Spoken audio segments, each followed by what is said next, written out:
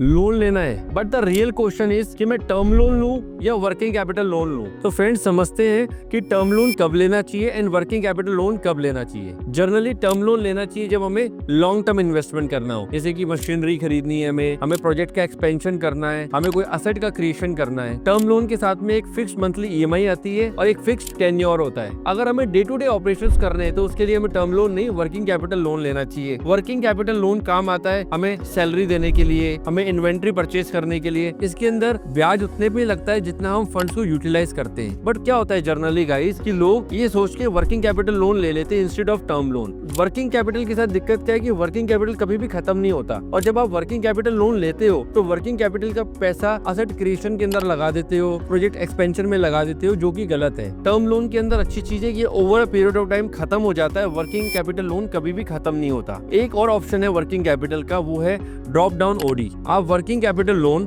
Drop down OD facility में भी ले सकते हो, जिससे क्या होगा आपका ब्याज उतने पे लगेगा जितना आप यूज कर रहे हो, और over a period of time वो लोन आपका कम होता रहेगा एंड खत्म हो जाएगा। आपका कोई भी क्वेश्चन है, क्वेरी है, आप कमेंट बॉक्स में लिख सकते हैं।